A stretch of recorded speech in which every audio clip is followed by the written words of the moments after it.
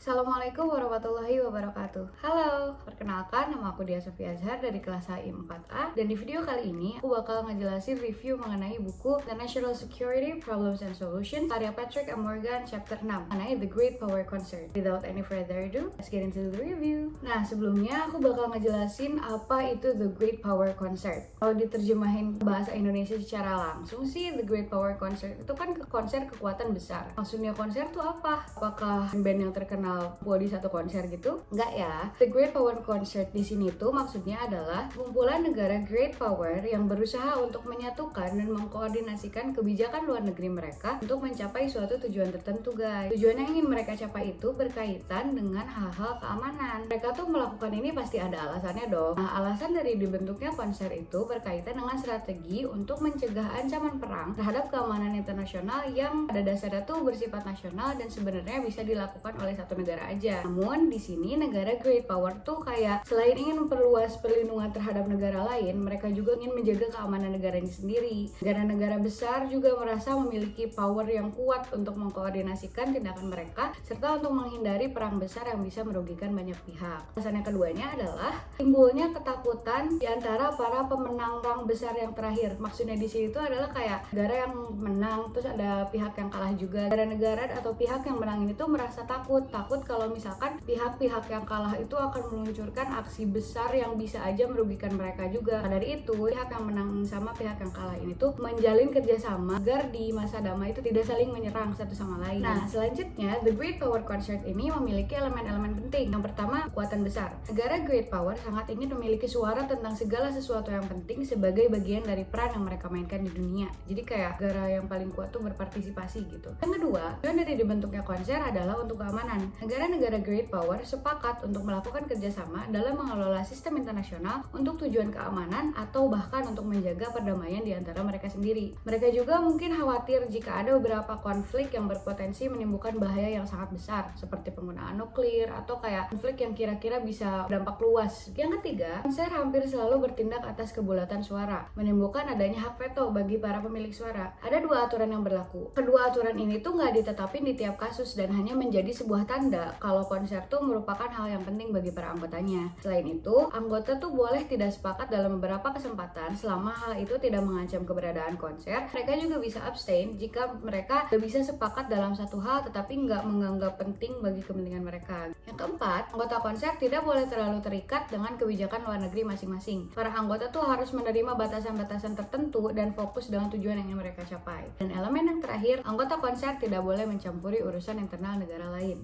Jadi, konser bisa berjalan baik kalau kepentingan negara-negara great power itu sama atau secara jelas paralel atau kongruen. Sebuah konser tidak terikat dengan bentuk kelembagaan atau pola standar tertentu. Anggotanya bisa bekerja sama dengan bertemu dalam konferensi berkala, mendirikan organisasi, atau dengan melakukan interaksi secara konstan melalui suatu tempat pertemuan. Oke, tadi aku udah jelasin alasannya, pengertian dari The Great Power Concert, dan elemen-elemennya. Sekarang aku akan menjelaskan contoh konser yang paling terkenal, yaitu konser Eropa. Konser Eropa ini tuh dibentuk setelah Perang Napoleon di tahun 1815. Saat itu, pemimpin Kekaisaran Inggris, Austria, Kerajaan Prancis, dan Kekaisaran Rusia dan Prusia membentuk koalisi dan menemukan cara untuk mengalahkan Napoleon. Mereka merasa memiliki tanggung jawab untuk menjaga perdamaian di Eropa, maka dari itu konser terbentuk. Seperti contoh, waktu Perang Crimea 1853, Rusia, Prancis, dan Inggris melakukan konferensi. Namun, konser ini tuh nggak bertahan lama karena beberapa analisis berpendapat bahwa ideologi negara-negara great power tuh udah nggak sama. Perbedaan ideologi ini yang bikin konsernya gagal gitu.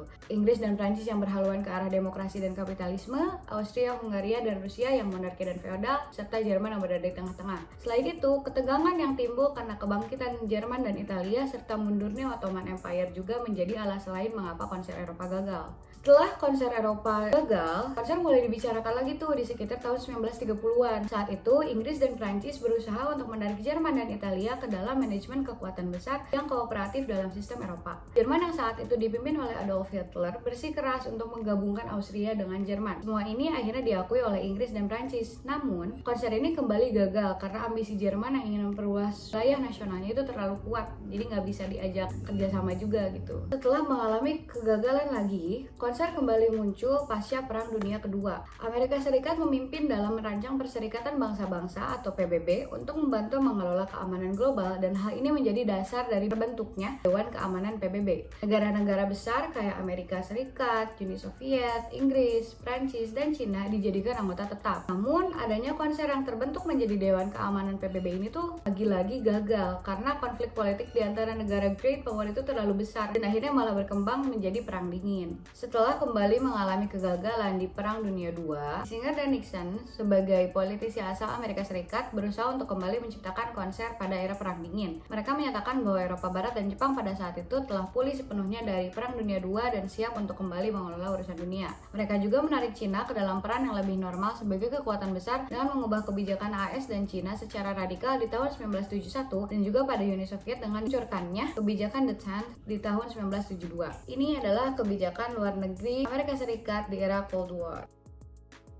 Namun, lagi dan lagi konser ini tuh nggak pernah berjalan dan dianggap sebagai suatu hal yang too good to be true. Meski banyak perdebatan mengenai kegagalan konser ini, satu hal yang paling menonjol adalah para pemimpin Soviet ingin memperluas pengaruh mereka melalui intervensi di dunia ketiga dan berusaha menekan bahwa kekuatan mereka meningkat dibandingkan Amerika Serikat. Gagasan konser yang baru kembali hidup pada era pasca Perang Dingin setelah perpecahan Korea terjadi di tahun 1945. Hal ini menarik perhatian Cina, Jepang, Rusia, dan Amerika Serikat. Melalui konsultasi dan beberapa uji coba, keempat negara yang tadi tuh secara bertahap menyusun kebijakan paralel. Pada awalnya, keempat negara berusaha untuk mengisolasikan Korea Utara dan memberi kesempatan kepada Korea Selatan untuk berkembang. Namun, rencana serangan nuklir dari Korea Utara membuat AS bernegosiasi dengan Korea Utara untuk membekukan program senjata nuklirnya dan membuka diskusi dengan Korea Selatan. Meskipun untuk awal konser ini tuh terus jalan, tapi dalam beberapa tahun terakhir tuh konser ini berada di bawah tekanan besar karena ternyata Korea Utara dan Korea Selatan kembali berbicara satu sama lain, terus mengadakan satu pertemuan puncak dan mencoba menyelesaikan beberapa masalah yang berlangsung lama. Jadi bisa dibilang konser pasca Perang Dingin pun kembali gagal. Nah, itu dia tadi timeline dari kemunculan konser dalam dunia internasional, dimulai dari yang konser Eropa hingga konser pasca Perang Dingin. Kesimpulannya adalah pada akhirnya gagasan-gagasan konser itu tidak pernah berjalan dengan baik karena Dewan Keamanan itu dianggap tidak bisa menangani keamanan internasional dan negara besar telah terpecah belah.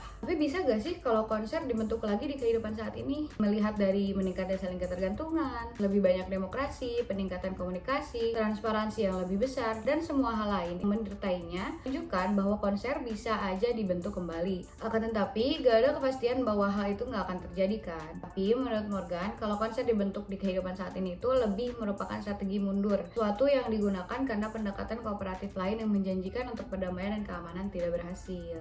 Oke, sekian review dari aku, kurang lebihnya mohon maaf. Wassalamualaikum warahmatullahi wabarakatuh. Bye!